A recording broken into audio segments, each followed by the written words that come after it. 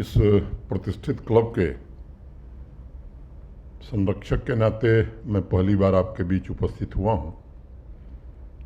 इसके लिए मैं खेद ही व्यक्त कर सकता हूं, लेकिन मुझे प्रसन्नता है कि देर आए दुरुस्त आए आपके बीच आने का अवसर मुझे मिला। मुझे बताया गया है कि सुविधाओं के विस्तार की दृष्टि से कुछ काम आप सबने मिलकर किया है, जिसमें roof top open air restaurant और फैमिली लाउंज ये दो बने हैं, जिसका इस कार्यक्रम के बाद उद्घाटन होगा। मैंने आपको वो समर्पित किया जाएगा। इन दोनों सुविधाओं की मैं आप सबको हृदय से बहुत बहुत बधाई देता हूं और उम्मीद करता हूं कि जिन उद्देश्यों को लेकर के आप सभी इस क्लब से जुड़े हैं उसका सही तरीके से निर्वहन हो सकेगा। हमारे डिविजनल कमिश्नर साहब ने जम्मू क्लब के इतिहास के बारे में विस्तार से बताया है। मुझे लगता है कि मैं दूसरी बात आपसे कहना चाहता हूं। हम अपने इतिहास के अतीत में ज़रा देखें, अपनी सांस्कृतिक विरासत और सामाजिक इतिहास को जानने और समझने की कोशिश करें। ये पश्चिमी देशों के इतिहासकारों ने बहुत सारी भ्रांतियां देश और दुनिया में फैलाई। वर्षों से हमें बताया गया कि इस देश में कुछ अच्छा था ही नहीं। सब बाहर से जो लोग आए उन्होंने ही हमारे देश में ये सब परंपराएं डाली, ये सब अच्छे काम किए।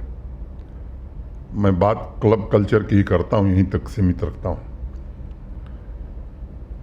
जब भी इसका जिक्र होता है तो एक धारणा बनी हुई है कि एक कॉलोनियल कॉन्सेप्ट है। यह संस्कृति ब्रिटिश लेकर के हमारे देश में आए थे और ऐसा कहा जाता है कि 1827 में हमारे देश में पहला क्लब बना था। मैंने किसी को कहते हुए सुना कि प्राचीन काल में ब्रिटिश और पश्चिमी देश एक प्रकार से स्टोन एज में जीते थे। तब ये क्लब जैसा कॉन्सेप्ट का बाकायदा जिक्र 3वीं शताब्दी में चाणक्य के अर्थशास्त्र में किया गया है। पश्चिमी देशों से बहुत पहले हिंदुस्तान ने सभ्यता की वे मंजिलें तय कर ली थीं, और अगर मैं कहूँ कि प्राचीन भारत हमेशा कला, संगीत, साहित्य, दर्शन, खेलकूद, सामाजिक मेल मिलाप और परिचर्चा इस पर विशेष महत्व देता रहा है। और ऐसे स्थान बनाए गए थे जहाँ प्रबुद्ध लोग बैठ करके संवाद करते थे, समाज को नई दिशा देने के लिए योजनाएं भी बनाते थे। चाणक्य के अर्थशास्त्र को जिन्होंने भी थोड़ा अध्ययन किया होगा तो आप बार और रेस्टोरेंट चलाने के नियमों के बारे में भी उसमें पढ़ सकते हैं। और मेरा निवेदन होगा कि यहाँ जो प्रबुद्ध लोग हैं ज़रा एक बार उसको पढ़ें। सामाजिक जीवन के ऐसे बहुत से पहलू हैं जिन्हें हमने पीढ़ी दर पीढ़ी उधार ली है, आँखों से देखा है। मेरे ये कहने का मतलब कदापि नहीं है कि वैश्विक प्रगति में बाकी देशों के योगदान को नकारा जाना चाहिए, ये नहीं है। अन्य देशों ने जो प्रगति में योगदान दिया है उसे नहीं भूलना चाहिए। मेरा केवल एक आग्रह है कि उस कॉलोनियल माइंडसेट से हमें बाहर निकलने की आवश्यकता है। और जब हम आज़ादी का अमृत महोत्सव मना रहे हैं, देश को आज़ाद हुए 75 वर्ष हो गए हैं, तो अपनी विरासत के बारे में विचार करना, अपनी विरासत पर गर्व करना, समाज के विभिन्न वर्गों तक पहुंचने की जो आवश्यकता आज महसूस की जा रही है, इस पर हमें थोड़ा ध्यान देने की आवश्यकता है। अपनी संस्कृति को उधार की आंखों से देखना नहीं, बल्कि अपनी आंखों से देखना, अपनी दृष्टि से देखना, ये समय की आवश्यकता है। अपनी सभ्यता, अपनी संस्कृति, अपने पूर्वजों के योगदान को स्वीकार करके ही समाज में आत्मविश्वास पैदा किया जा सकता है। और आप देखें तो एक ऐसे समय में हम सब मिले हैं जब दुनिया की 5वीं बड़ी अर्थव्यवस्था हम बन गए। जिस देश के कभी हम गुलाम होते थे, उस देश को पीछे छोड़ करके इंग्लैंड को हम दुनिया की 5वीं बड़ी अर्थव्यवस्था बन गए।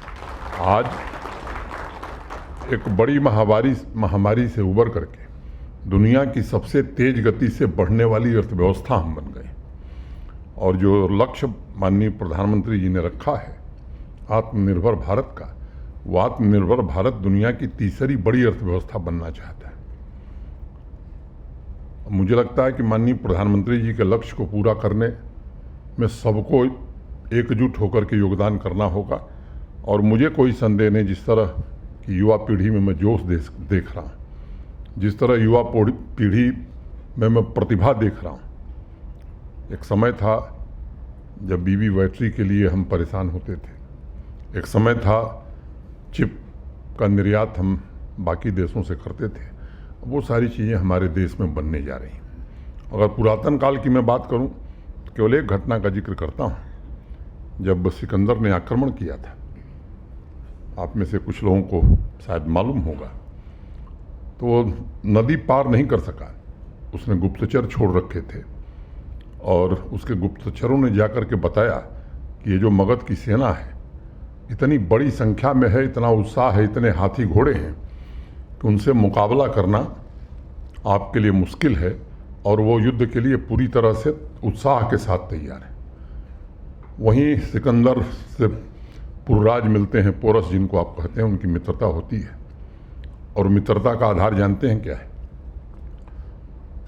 हमारे देश में जो लोहा बनता था, दुनिया के किसी देश में वैसा रिफाइन लोहा नहीं बनता था, उसी से तलवार बनती थी। तो पुरराज ने सिकंदर को वो लोहा भेंट किया। मित्रता का मूल कारण वो था, हमारी सभ्यता, हमारा विकास वहाँ था। सर आइजक न्यूटन, दुनिया के बड़े भारी वैज्ञानिक, ब्रिटिश पार्लियामेंट में भाषण देते हुए कहते हैं कि जब दुनिया के बाकी देशों को नेविगेशन का ज्ञान नहीं था, समुद्री जहाज रास्ता भटक जाते थे, तब भारत के पानी के जहाज लॉगरिथम के आधार पर जो यंत्र हमारे लोगों ने बनाए थे, उसके आधार पर सुदूर दुनिया के अनेक देशों में जाते थे। हम सोने की चिड़िया इसलिए नहीं बने कि सोने का बहुत बड़ा भंडार हमारे पास था। हमारे यहाँ जो चीज़ें निर्मित होती थीं वो दुनिया के किसी देश से बेहतर थीं। वो चीज़ें हम विदेश ले जाते थे, विदेशों से सोना ले आते थे। कोई डकैती डाल करके हम सोना की चिड़िया नहीं बने थे। ये हमारी परंपरा, ये हमारी स्थिति रही। फिर से उस आत्मगौरव की तरफ देश लौटने लगा है। और मुझे लगता है ये वक्त की आवश्यकता है कि देश और जम्मू कश्मीर, विशेष रूप से जम्मू के लोग इस बात पर जरूर ध्यान दें। ये मेरा निवेदन होगा। मैं जानता हूँ क्लब के मेंबर्स समाज सेवा और चैरिटी के क्षेत्र में अनेक प्रकार का योगदान देते हैं। मैं आप सभी के योगदान की भूरी भूरी प्रशंसा करना चाहूँगा और आपसे आग्रह करूँगा कि अपने सामाजिक सेवा के कार्यों में आप विभिन्न विषयों पर जागरूकता अभियान भी चला सकते हैं। आजकल समाज का मनोबल तोड़ने के लिए कुछ तत्वों द्वारा भ्रामक बातें फैलाई जा रही, जिन्हें समाज के प्रबुद्ध लोग, खासतौर से आप लोग, प्रभावी तरीके से काउंटर कर सकते हैं। हमें इस बात को समझना होगा कि सिर्फ इंफ्रास्ट्रक्चर और भौतिक सुख सुविधाओं से ही समाज आगे नहीं बढ़ता है, बल्कि कर्तव्यों के प्रति जागरूकता भी समाज को मजबूत बनाती है। आए दिन कुछ तत्व ऐसा प्रयास करते हैं कि सामान्य जन की ऊर्जा, उनकी एकता, भावी पीढ़ी के भविष्य को नुकसान पहुंचावे। आजकल एक कोशिश चल रही है प्रॉपर्टी टैक्स को लेकर के, संपत्ति कर को लेकर के, और कहा जा रहा है कि साहब सरकार ने प्रॉपर्टी टैक्स लगा दिया। मैं आपसे विनम्रतापूर्वक एक बात कहना चाहता हूँ, देश का कोई राज्य, कोई संघ शासित प्रदेश, कोई शहर ऐसा है जहाँ ये नहीं है। जम्मू कश्मीर में भी पहले की चुनी हुई सरकारों ने विधानसभा में प्रस्ताव पारित करके, कानून बना करके भारत सरकार से झूठ बोला, पैसा लिया और बाद में मुकर गए। वो काम हम नहीं कर सकते।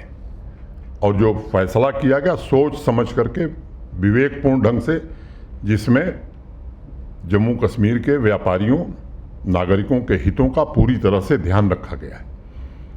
और मैं आपसे कहना चाहता हूँ कि जम्मू और कश्मीर के शहरी क्षेत्र में रहने वाले जो लोग हैं, कुल घरों की संख्या अगर हम देखें तो 5,20,000 घर हैं। जम्मू शहर हो, श्रीनगर शहर हो, उधमपुर हो, कठुआ हो, अनंतनाग हो, बारामूला हो, कटरा हो, जितने शहर, उसमें से 2,06,000 घर ऐसे हैं जो 1,000 वर्ग फीट, माने लेस देन 1,000 स्क्वायर फीट, उन पर कोई टैक्स नहीं है, कोई कर नहीं है।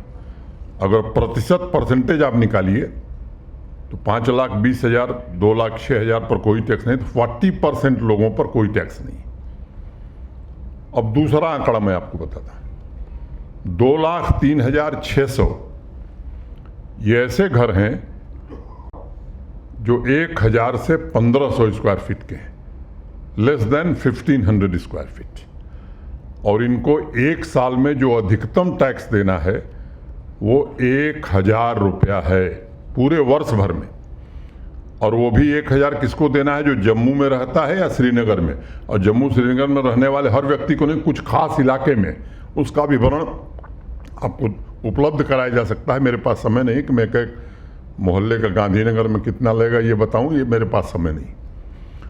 2,03,600 में भी 80% लोग जो जम्मू और श्रीनगर के बाकी 75% लोग बाकी शहरों में रहते हैं, उनको मैक्सिमम अधिकतम 600-700 रुपये देने।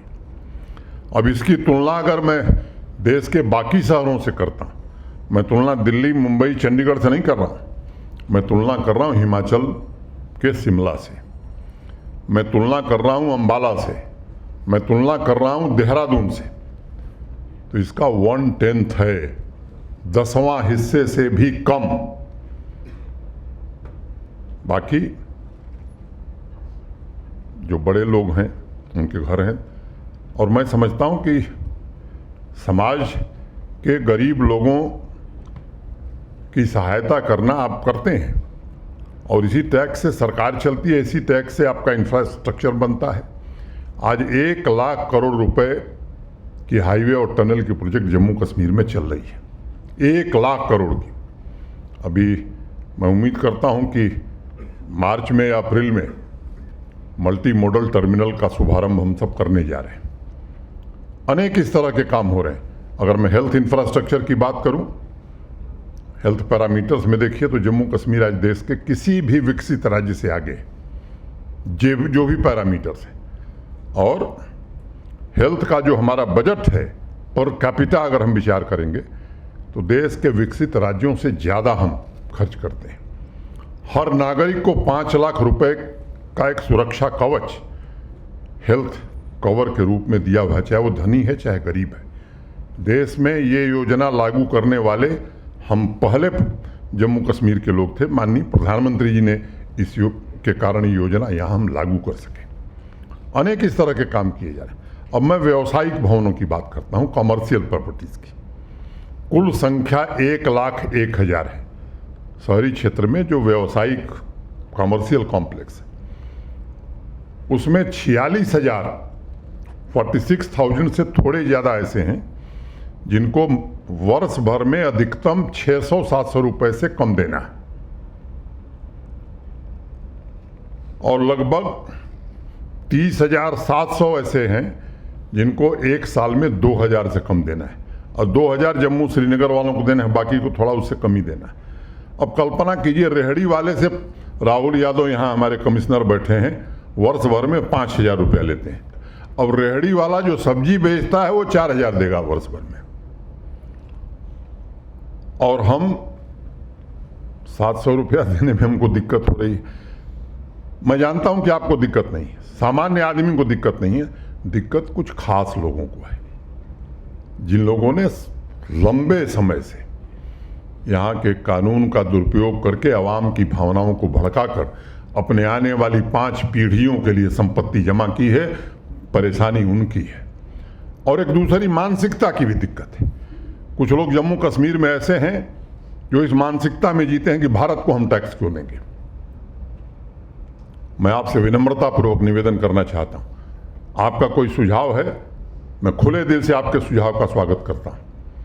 अभी भी आपको लगता है कि इसमें और कोई बेहतर रास्ता बनाया जा सकता है, परिवर्तन के लिए हम तैयार हैं। प्रशासन किसी भी सामान्य व्यापारी, सामान्य नागरिक की बात सुनने को तैयार है, लेकिन ये मानसिकता कि हम भारत सरकार को कोई टैक्स नहीं देंगे, इस मानसिकता के आधार पर कुछ लोग यहाँ जीते हैं और वो लोगों को गुमराह करते हैं। ये मानसिकता बड़ी खतरनाक है, उस षड्यंत्र में फंसने की जरूरत नहीं है।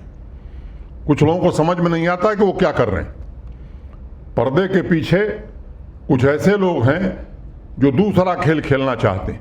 मैं आपसे निवेदन करना चाहता हूं, हमारे म्युनिसिपल कमिश्नर यहाँ हैं, डीसी हैं, आप जो भी चर्चा चाहें, जो भी सुझाव देना चाहें, आप इन्हें निश्चित रूप से सुझाव दीजिए। मैं आपको बहुत जिम्मेदारी से भरोसा देता हूं कि अगर वो वाजिब होगा तो यकीन मानिए उसे बांध लिया जाएगा। लेकिन जम्मू कश्मीर का विकास होगा कैसे? बिजली का इंफ्रास्ट्रक्चर, गर्मियों में क्या हालत होती थी, पिछले 2.5 वर्षों में ट्रांसमिशन और डिस्ट्रीब्यूशन की कैपेसिटी हमने काफ़ी मात्रा में बढ़ाई है।